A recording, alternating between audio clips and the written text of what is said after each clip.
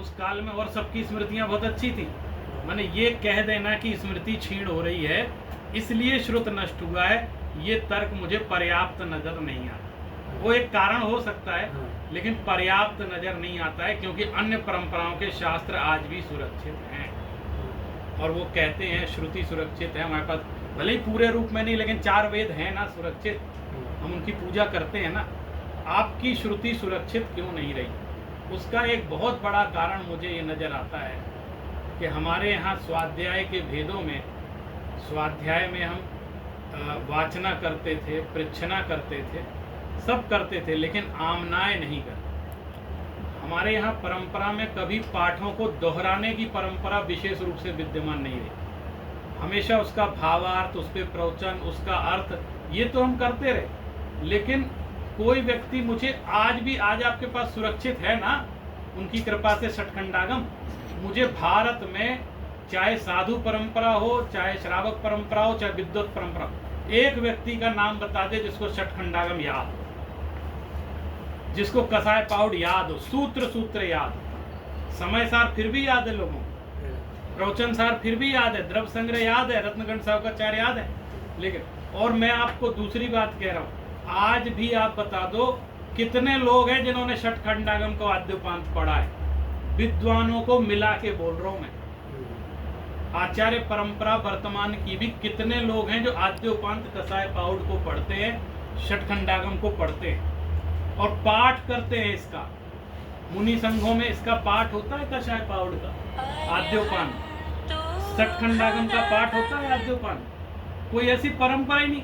वो जो गलती शुरू से थी वो आज भी चली आ रही है।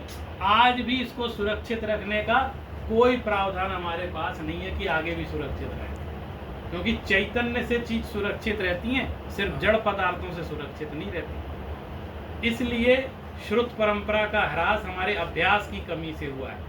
मैंने मुझे आरोप समझे, इसको प्रत्यारोप समझे, लेकिन एक बात और कहता हूँ, आज कितने महाविद्यालय जो षटखंडागम कोर्स में रखे हुए, हमारे विश्वविद्यालय में हम षटखंडागम कोर्स में नहीं रखे हुए, कसाय पाउड कोर्स में नहीं। क्या एक पेपर आगम परंपरा का नहीं होना चाहिए जिसमें मूल आगम का ही पाठ पढ़ाया जाए, सिखाया जाए, भले ही आचार्य की कक्षा में हो?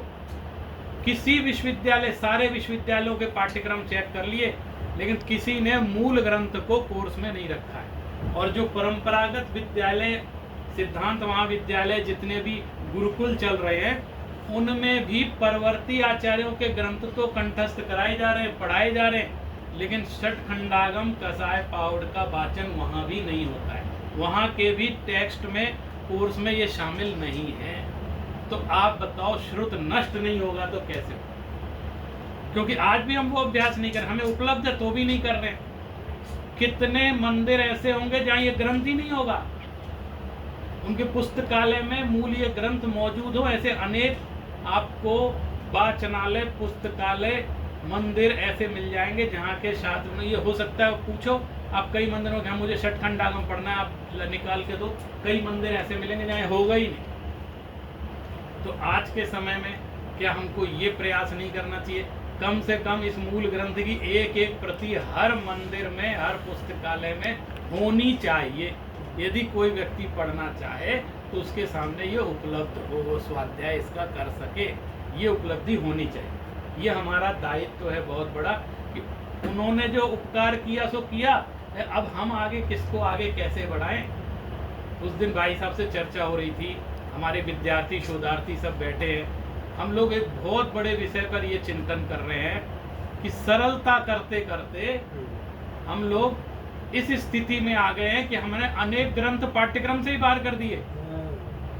अब अष्टशास्त्री नहीं पढ़ाई जाती आचार्य कक्षा में, प्रमेय कमल मार्तंड अनिवार्य था आचार्य में, वो नहीं पढ़ाया जाता। क्यों? कोई पढ़ने ही नहीं आ रहा है।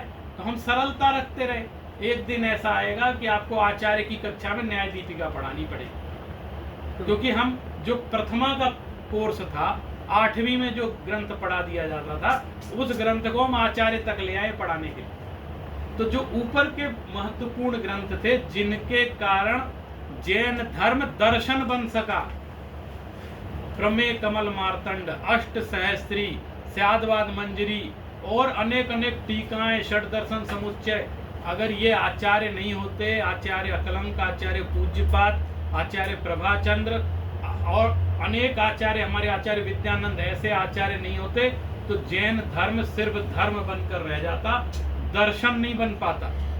तो जैन धर्म को दर्शन बनाने में इन आचार्यों ने बहुत बड़ा योगदान दिया है। तो हमारी चिंता का विषय यह भी है कि ये जो इतने महत्वपूर्ण ग्रंथ आज छप करके हमारे सामने अनेक विद्वानों ने, अनेक महात्माओं ने मेहनत करके वो अनुवाद करके हमारे सामने रखे हैं, और आज हमारे पास उसको खोलने का भी समय नहीं है। हमारे पास ये योग्यता नहीं आ पा रही है कि हम उन ग्रंथों को पढ़ सकें। तो आज श्रुत पंचमी पे हमें ये भी संकल्प करना चाहिए कि हमारे पाठ्यक्रमेतर जो ग्रंथ हैं, जो पाठ्यक्रम में नहीं लगे हैं, उन ग्रंथों का भी हम स्वाध्याय करें। और जैसा भी हो, अरे हम दिमाग लगाएंगे तो कैसे समझ में नहीं आएगा, बैठेंगे पढ़ेंगे, उसको लगाएंगे, उसकी पंक्ति लगाएंगे तो कैसे नहीं समझ में आएगा। चेतना से ही जीवंत होंगी चीजें, अकेले इन जड़ों से नहीं सुरक्षित होगा ग्रंथ।